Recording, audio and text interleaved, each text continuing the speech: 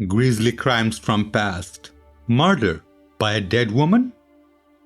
Police have never solved one of the most bizarre murders in criminal history, for the killer was a dead woman.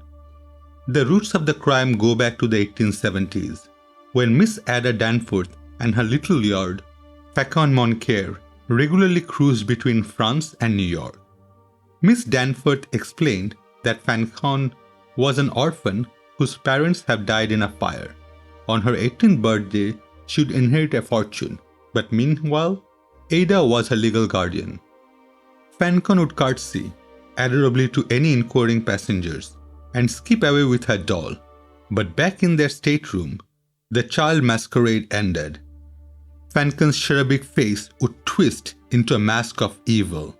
She would flay her guardian with the gutter language acquired from 43 years of hard living. From her early days as a circus midget to her present career as a thief and smuggler. In spite of the quarrels, the partnership was successful. Where Ada attended to the baggage, little Facon, whose real name was Esley Ridley, would dance through custom barriers while cradling to her cherished doll, and no one ever dreamt of stopping her. Afterwards, the pair would take a cab to the New York's Chinatown, where Winto, an elderly friend, waited to receive them. In the back room, the head of the doll was unscrewed, and a fortune in gems spilled out, the harvest of several months' larceny on the continent. The business might have gone on for years, but for one thing, Facon entered into a deadly feud with a beautiful rival, Magda Hamilton. According to police records, both women were vying for the affections of Dartney Crawley, a high-stakes gambler. Magda violated all the underworld taboos by going to the police as an informer, and the partners in crime found a reception committee waiting for them when they next docked in New York. For the first time ever, little Facon's doll was inspected, and minutes later, the pair were en route to the notorious Tombs prison. The midget, who had an impressive criminal record, was sentenced to life imprisonment. Ada, 10 years younger, was jailed as an accessory for 20 years. It was Facon who provided the most dramatic moment of the trial. When she saw the gloating Magda sitting in the packed courtroom, the midget sprang to her feet and made a shrill vow that she would one day kill her betrayer. Triumphantly, Magda married Dartney Crawley. He deserted her 6 months later to try his luck in California mining venture, but the divorce settlement was generous, and Magda was very comfortably off. Her prosperity grew through shrewd investments, and she became a prominent figure in New York's cafe society.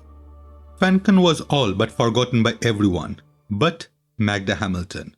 One morning she burst into police headquarters and viciously cursed the officers for not letting her know that Facon had escaped. She had awakened from a heavy sleep, she said, to find the midget in her bedroom. Facon still wore her childish finery and clutched a big china doll, but she was now a bent and a withered hag, grinning with toothless gums. Magda screamed and fled into the bathroom, where she locked the door and cowered for the rest of the night. The hysterical Magda now insisted on adequate police protection until the little monster was recaptured. A bemused police sergeant produced a week-old copy of the New York Sun. He pointed to a short item on the back page reporting that Facon Moncare had hanged herself in her cell. That afternoon, Magda Hamilton booked passage for Europe on a cornered liner. Since the ship was to leave the next day, she had a farewell dinner with a friend and then went home. Next day, the servants found her trunks neatly packed, but there would be no open voyage for Magda. The woman was sprawled half naked on the bed, her eyes protruded, and there was congealed blood at the corners of her mouth. According to the medical examiner, she literally drowned in her own blood. The membrane of her throat was ruptured as if some heavy object had been rammed into it with savage force.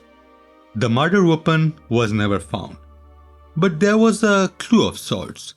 Lodged in Magda's bloody mouth were several hairs, similar to those found on the head of a child's china doll.